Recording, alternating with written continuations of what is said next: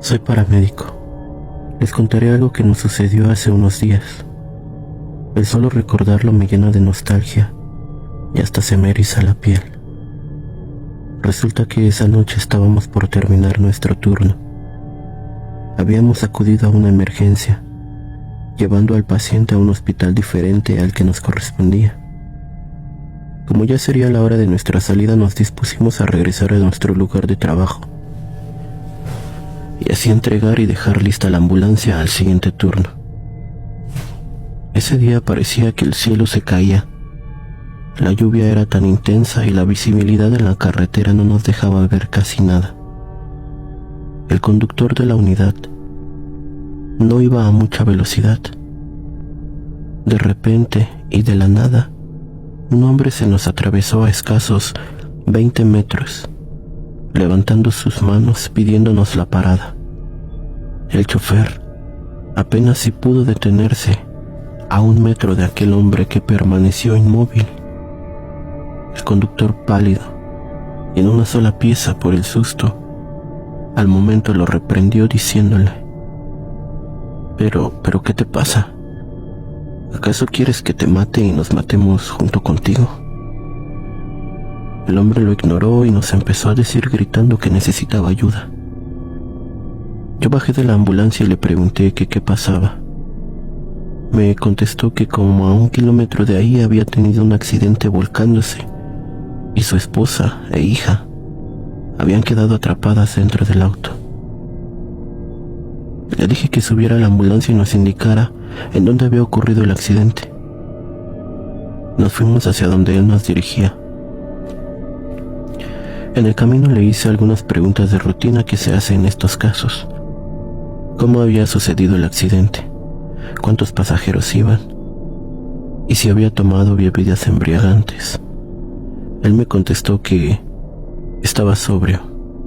Solo iban su esposa, su hija y él. Y que en una curva había derrapado ya que el pavimento estaba muy resbaloso por la lluvia.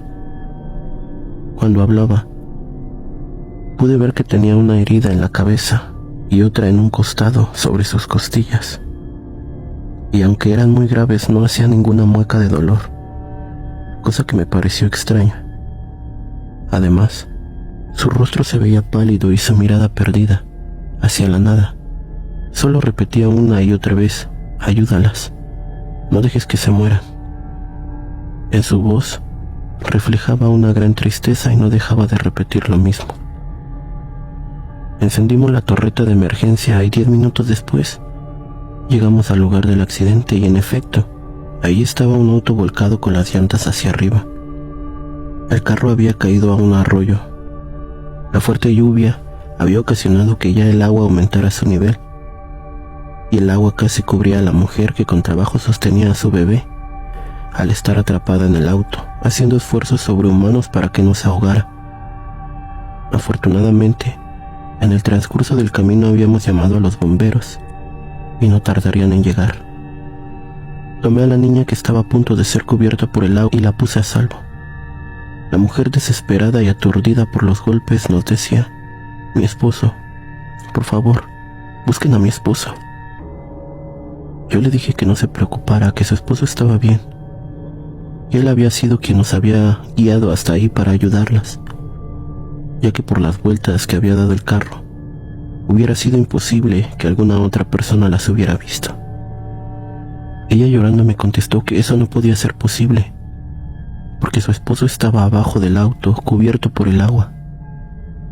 Yo pensé que estaba desvariando por el accidente y fui a buscarlo, para que ella viera que estaba bien y se tranquilizara. Pero en la ambulancia ya no estaba. Aquel hombre que nos había guiado hasta ahí había desaparecido. En eso llegaron los bomberos y al mover el auto, vimos entre el agua al hombre que nos detuvo a media carretera pidiendo ayuda por su esposa y su hija. Tanto como el conductor y mis acompañantes no podíamos creerlo. No encontrábamos palabras para explicarlo. Los tres estábamos pálidos, temblorosos. Ese muchacho estaba muerto. Tenía la misma herida en la cabeza y en su costado. mismas que yo había visto cuando estaba platicando con él en la ambulancia.